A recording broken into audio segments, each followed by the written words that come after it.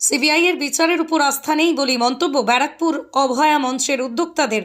ব্যারাকপুরে অভয়া মঞ্চের উদ্যোগে আরজি করে মৃত অভয়ের বিচারের দাবিতে প্রতিবাদ মিছিল করেন। শনিবার বিকেলেই ব্যারাকপুর স্টেশনের সামনে থেকেই চিড়িয়া মোড় পর্যন্ত যায়। উক্ত প্রতিবাদ মিছিলে উপস্থিত ছিলেন বিখ্যাত নাট্যকার চন্দন সেন, ব্যারাকপুর অভয়া মঞ্চের মূল উদ্যোক্তা পুণ্যব্রত ঘোষ সহ বহু ডাক্তারবাবু সহ বিশিষ্টজনেরা। সংবাদ মাধ্যমের মুখোমুখি হয়ে নাট্যকার চন্দন সেন বলেন, অভয়ার বিচারের দাবিতে এই প্রতিবাদ মিছিল। সিবিআই এর উপরে বিচারের আস্থা নেই বলেই দাবি করেন। বিশিষ্ট জনেরা এসে গেছেন, আমাদের ডাক্তারি আন্দোলনের মূল মুখেরা সব চলে এসছেন। ডাক্তার অর্জুন দাশগুপ্ত এসছেন, পুণ্যব্রত গুণ এসছেন, এখানে তমনাশ চৌধুরী এসছেন, এখানে এরা সব ডাক্তাররা চলে এসছেন।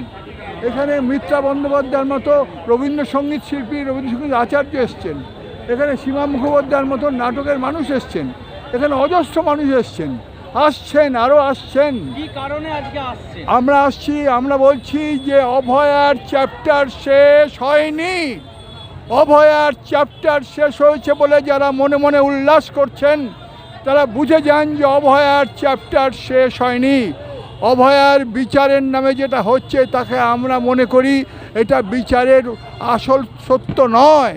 আমরা আসল সত্যকে বের করতে চাই। তার ফলে আমরা রাজ্য বা কেন্দ্র যা তদন্ত হচ্ছে তার উপর আমরা ঘোরতর, এখনও পর্যন্ত আমাদের ঘোরতর অনাস্থা। আমরা আশা করব তারা শীঘ্রই আস্থা অর্জনের মতো কাজ তারা করবেন। কলকাতা হাইকোর্টে নতুন করে শুনানি শুরু হয়েছে, ইতিমধ্যে সিবিআই কি তৎপর হবে? আমরা সিবিআই তৎপর হবে কিনা বলতে পারছি না। আমি সিবিআইয়ের উপর হতাশ, আমি হতাশ এখনও পর্যন্ত। আমি সব রকম তদন্তের ব্যাপারে হতাশ এখনো পর্যন্ত। অভয়া মঞ্চ থেকে আজকে কি বার্তা দেবেন? অভয়ার বার্তা যারা দেবেন তারা দেবেন, ডাক্তারবাবুরা দেবেন, বিশিষ্ট গুণীজনেরা আসছেন তারা দেবেন। আমি বার্তা দেওয়ার কোনো ব্যক্তিগত ইন্ডিভিজুয়াল কোনো বার্তা নেই। আমি থিয়েটার করি, থিয়েটারের বার্তা হচ্ছে মানুষের পাশে থাকো, জীবনের পাশে থাকো, যৌবনের পাশে থাকো এবং অন্যায়ের বিরুদ্ধে ন্যায়ের পথে থাকো। এই বার্তার জন্যই আজকে আমি 81 বছর বয়সে ব্যারাকপুরে ডাক্তারবাবুদের ডেকেছি এবং আমার সঙ্গে যারা এসেছেন তারা অনেক মানুষ এসছেন, তারা সাহায্য করছেন। কোনো রাজনৈতিক দলের সাহায্য আমরা নিচ্ছি না প্রত্যক্ষভাবে। আমরা বলছি সমস্ত রাজনৈতিক দল যোগদান করতে পারেন, কিন্তু ফ্ল্যাগ ফেস্টুন বাদ দিয়ে। চন্দা, কালকে পানিহাটি পৌরসভার পৌরপ্রধান নির্বাচিত হয়েছেন, নির্বাচন করেছে সরকার। সেটা হচ্ছিল যে যার বিরুদ্ধে অভিযোগ তাকেই পৌরপ্রধান হিসেবে নির্বাচিত করেছে কালকে। এই ব্যাপারটা নিয়ে যা বলার সেটা আশা করছি অভয়ার মা বা বাবা তারাই বলবেন। আমি কিছু বলবো না, আমি কিছু বলবো না।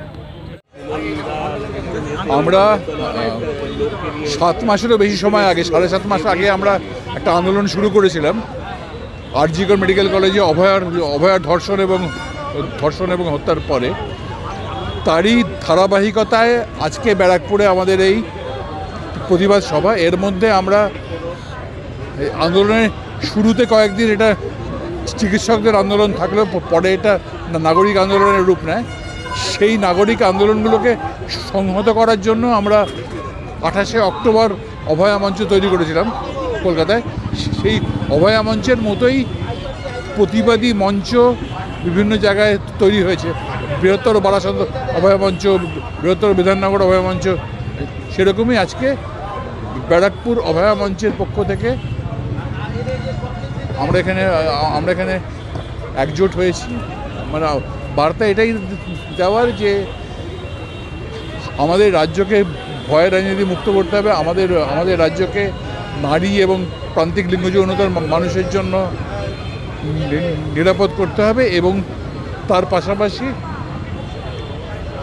অভয়া, আরজি করের অভয়া এবং অভয়ার মতো আরও যারা বিভিন্ন জায়গায় ধর্ষিত হচ্ছে, হত হচ্ছে, তাদের সুবিচারের জন্য আমাদেরকে রাস্তায় থাকতে হবে। বাবা মা দাবি করছে যে এখনো পর্যন্ত ন্যায্য বিচার পাইনি সিবিআই এর তরফ থেকে। অবশ্যই দেখাও করেছিল, কি বলবেন? পাওয়া যায়নি তো। কেবল আমরা তো প্রথম থেকেই বলে আছি যে কেবলমাত্র সঞ্জয় রায় নয়, এর পেছনে আরও অনেক মানুষ আছেন। তাদেরকে আড়াল করার কাজ শুরুতে কলকাতা পুলিশ করেছে, তারপরে সিবিআইও করেছে। সিবিআইয়ের প্রথম চার্জশিটেই আরও লোকজনের নাম আসা উচিত ছিল, কিন্তু এখন আন্দোলনের চাপে বলুন বা অভয়ার বাবা মা দিল্লি যাওয়া, মামলা, এই চাপে, এসবের চাপে হয়তো সিবিআই একটু ঠিকঠাক কাজ করছে, কিন্তু বিচার এখনও পাওয়া যায়নি। বিচার পেতে আরও সময় লাগবে এবং যতদিন না বিচার পাচ্ছে যারা এসছেন যারা উঠতে পারবেন তারা দয়া করে উঠুন, আমরা মিছিল স্টার্ট করবো। ডক্টর পূর্ণব্রত যারা উঠতে পারবেন, হাঁটতে পারবেন।